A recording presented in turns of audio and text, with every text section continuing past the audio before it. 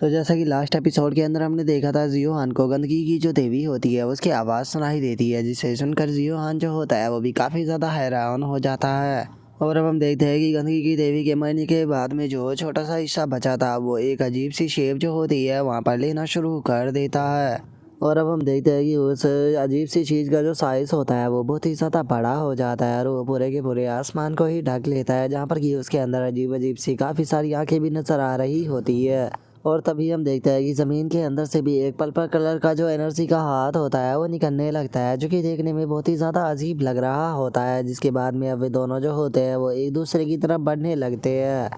जिसे देखने के बाद में जियो हान जो होता है वो बोलता है कि वो देख कर ऐसा लगता है कि अब मेरे लिए प्रॉब्लम है जो है वो थोड़ी और बढ़ने वाली है। और इतना बोलते के साथ ही जियो हान जो होता है वो अपने सेक्रेटरी को बाहर निकाल लेता है और सेक्रेटरी की पावर का इस्तेमाल करते हुए बोलता है कि वो लगता है कि मुझे सेक्रेटरी की पावर का इस्तेमाल करना होगा ताकि मैं जो नाइन मिस्टीरियस स्वॉर्ड फॉर्मेशन है उसकी पावर को और भी ज़्यादा बढ़ा सकूँ।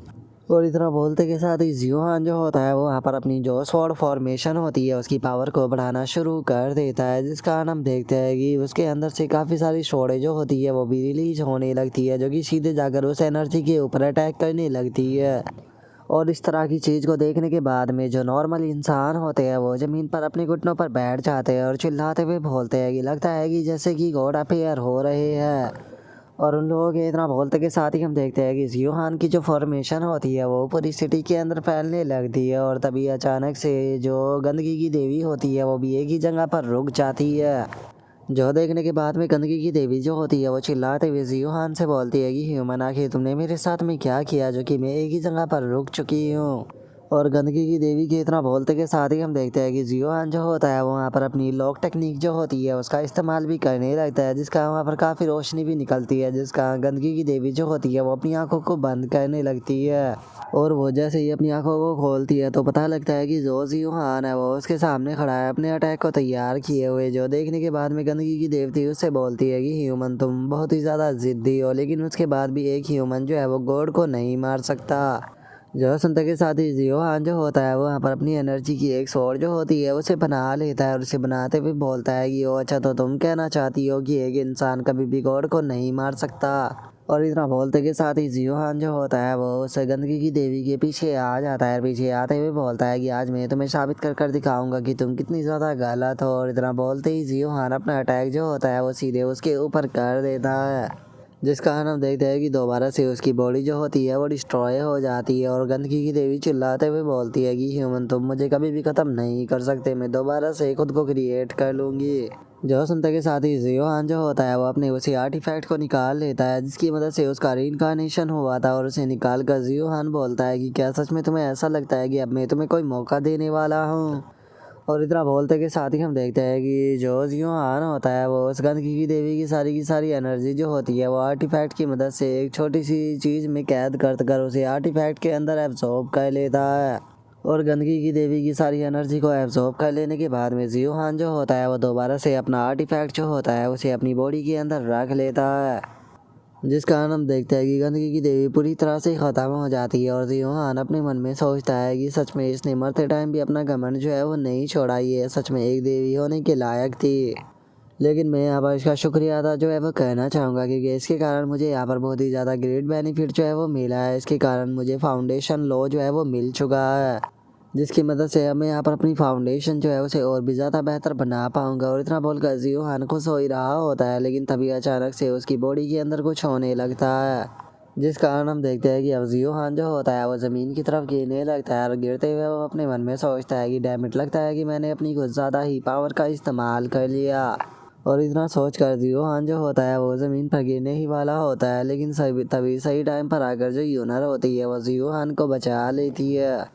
और जियो हान जो होता है वो यूनर को देखने के बाद में उससे बोलता है कि यूनर, मैं चाहता हूँ कि तुम यहाँ से वापस मुझे जो मेरा रूम है उसके अंदर लेकर चली जाओ। और अब जियो हान की हालत को देखने के बाद में जो यूनर होती है वो उससे बोलती है कि ज़रा एक बार अपनी हालत तो देखो, अगर मैं यहाँ पर नहीं आती तो पता नहीं तुम्हारा क्या हाल होता, कि तुमने यहाँ पर किया क्या है जो कि तुम्हारी हालत जो है वो इतनी ज़्यादा ख़राब हो चुकी है। और यूनर के इतना बोलते के साथ ही जियो हान जो होता है उसकी आंखें बंद होने लगती है, और वो यूनर से बोलता है कि चलो अच्छी बात है कि तुम यहाँ पर आ गई। और इतना बोलते के साथ ही जियो हान जो होता है वो यूनर की ही बाहों में बेहोश हो जाता है। जो देखकर यूनर जो होती है वो जियो हान को वहाँ से ले जाते हुए बोलती है कि ठीक है, मैं जल्दी से तुम्हें जो हाउस है वहाँ पर लेकर चलती हूँ। और अब यूनर के इतना बोलते ही हमारा व्यू अगले दिन पर आ जाता है, जहाँ पर कि जियो हान बैठे हुए अपनी कल्टीवेशन को कर रहा होता है। और वहीं पर ही जो लियांगशु और जो यूनर होते हैं वो दोनों भी मौजूद होते हैं। और जो लियांगशु होता है वो यूनर के पास में आते हुए उसे बोलता है कि सिस्टर इन लॉ जो ब्रदर जियो हान है वो ठीक तो है ना। जो सुनते के साथ ही जो यूनर होती है वो उससे बोलती है कि ये काफ़ी अच्छी बात है कि जो जियो हान है उससे कोई भी सीरियस इंजरी जो है वो नहीं आई है।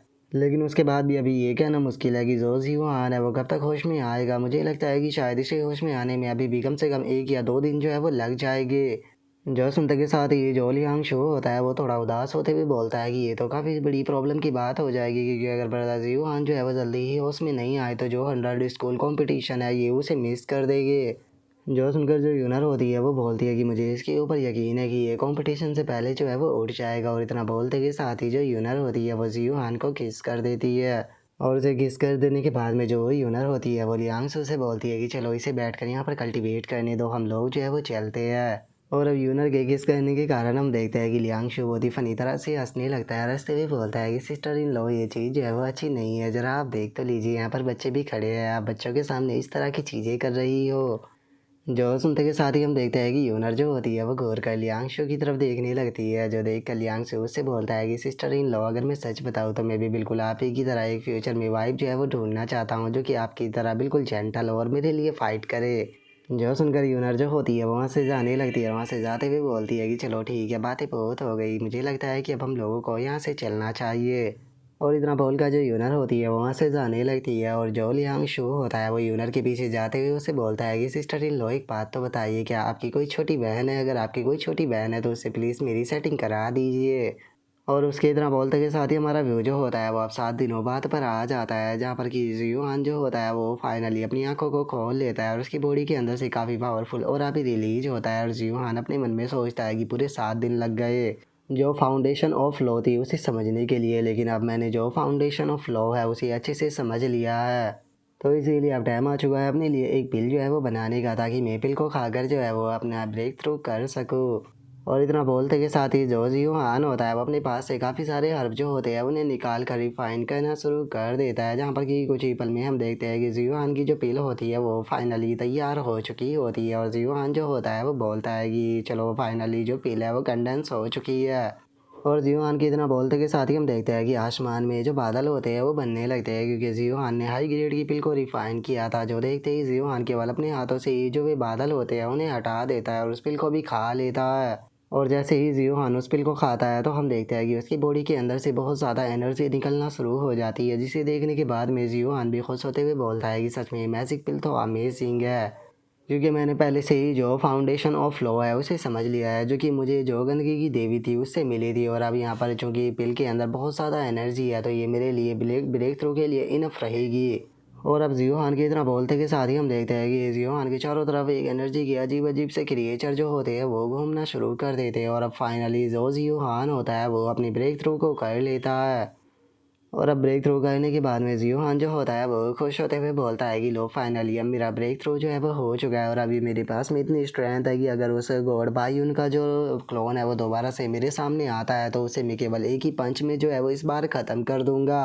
और इतना बोलकर जियोहान का ध्यान जो होता है वो टेबल पर रखे हुए लेटर के ऊपर जाता है, जिसे देखकर जियोहान बोलता है कि आखिर ये लेटर किसका है, क्या ये यूनर ने मेरे लिए छोड़ा था। और इतना बोलकर जैसे ही जियोहान लेटर को पढ़ता है तो वो अचानक से बहुत ही ज़्यादा शौक हो जाता है और शौक होते हुए बोलता है कि डैम इट, ये तो बहुत ही बड़ी प्रॉब्लम जो है वो हो चुकी है। और इतना बोलते के साथ ही जियोहान जो होता है वो वहाँ से भागने लगता है और भागते हुए बोलता है कि मैं उम्मीद करता हूँ कि मैं सही टाइम पर वहाँ पर पहुँच जाऊँगा। और इतना बोलते ही जियोहान जो होता है वो उड़ते हुए अपने रूम से निकल जाता है। जिसके बाद में अब हमारा व्यू जो होता है वो कोयोटो का एक पैलेस जो होता है उसके ऊपर आ जाता है, जहाँ पर कि हम काफ़ी सारे स्टूडेंट और उसी के साथ में काफ़ी सारे टीचरों को भी देखते हैं, जिनमें कि जो किंग बाई यूनिवर्सिटी का हेड मास्टर होता है वो भी मौजूद होता है।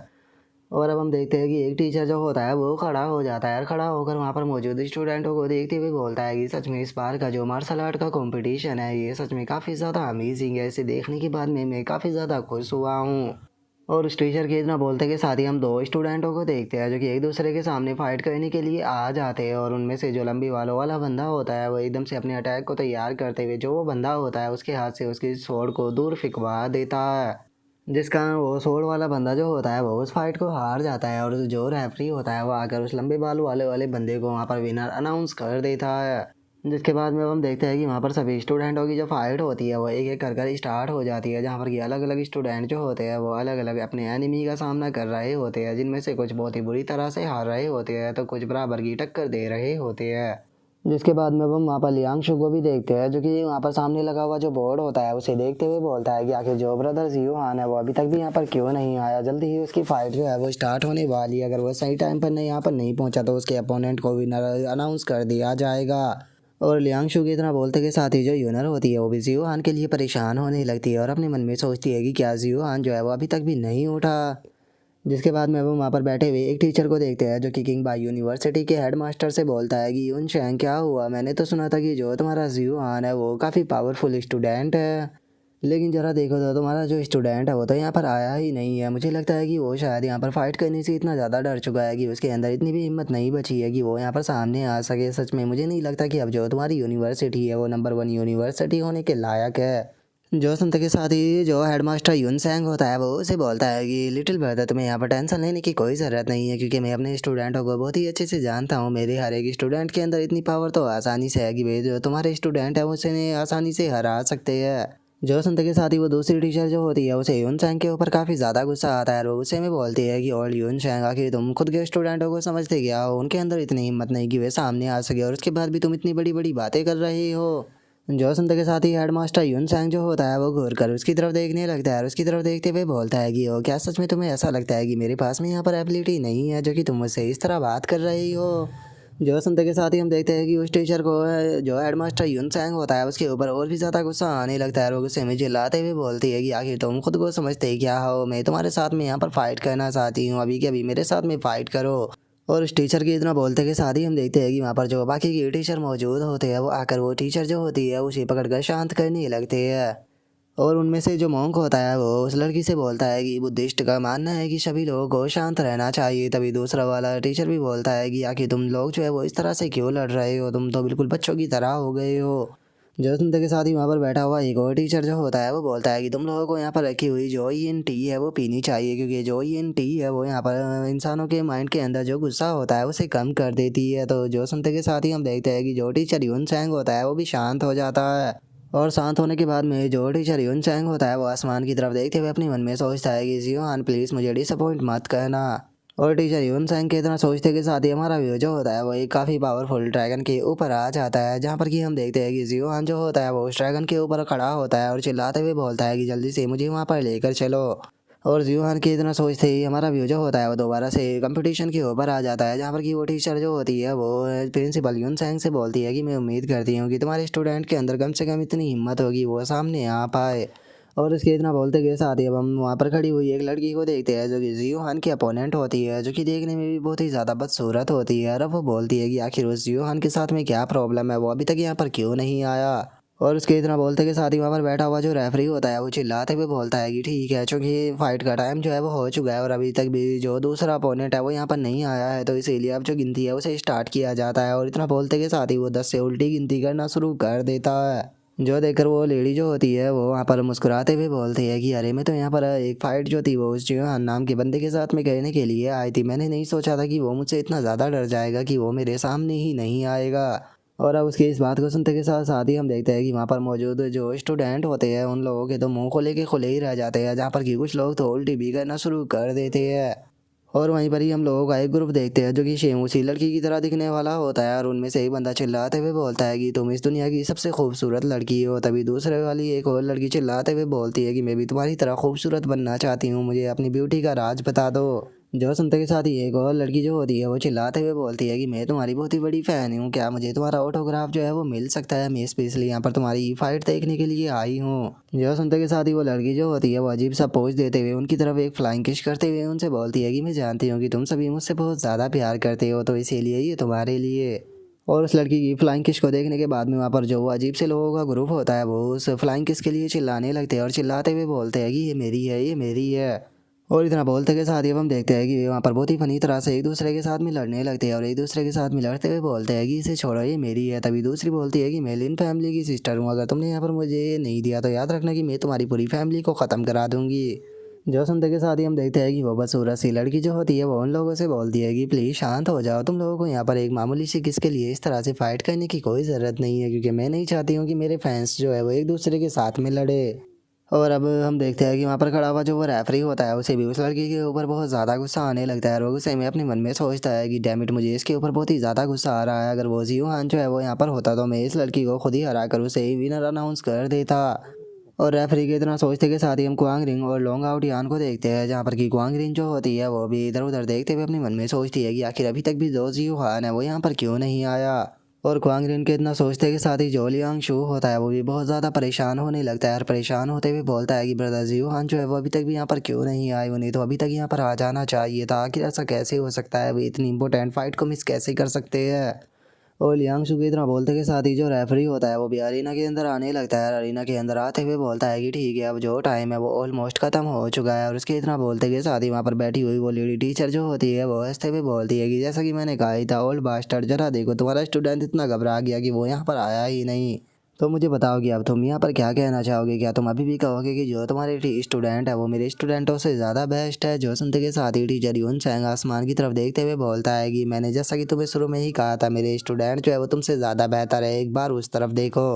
और उसके इतना बोलते के साथ ही हम देखते हैं कि आसमान में एक बहुत ही पावरफुल इलेक्ट्रिसिटी चमकती है, जिसे देखने के बाद में वहाँ पर खड़े हुए रेफरी और जो टीचर होते हैं वो हैरान हो जाते हैं, और हैरान होते हुए बोलते हैं कि आखिर ये क्या है। और उनके इतना बोलते के साथ ही हम देखते हैं कि एक बहुत ही पावरफुल ड्रैगन सीधे उसी तरफ आने लगता है, जो कि सीधे आकर ग्राउंड पर टकराता है, जिसका वहाँ पर भी काफ़ी तगड़ा धमाका देखने के लिए मिलता है, जिसे देखकर सभी लोग चिल्लाते हुए बोलते हैं कि आखिर ये क्या है, प्लीज़ कोई मेरी मदद करो, ये तो बहुत ही ज़्यादा खतरनाक है। और उनके इतना बोलते के साथ ही जो लियांग शो होता है वो भी बहुत ही ज़्यादा खुश होने लगता है, और खुश होते हुए बोलता है कि जैसा कि मैंने सोचा ही था, ब्रदर जियो हान जो है वो फाइनली यहाँ पर आ चुके हैं। और उसके इतना सोचते ही जो यूनर होती है वो भी खुश होते हुए अपने मन में सोचती है कि फाइनली तुम यहाँ पर आ गए। और यूनर को ऐसे खुश देखने के बाद में एक लड़की जो होती है वो यूनर के पास में आ जाती है, और उसके पास में आते हुए बोलती है कि सिस्टर यूनर क्या हुआ, आप इतनी ज़्यादा खुश क्यों हो रही हो। जो सुनने के बाद में यूनर नीचे की तरफ देखते हुए बोलती है कि वो यहाँ पर आ चुका है। जो सुनकर वो लड़की बोलती है कि आखिर कौन आ गया।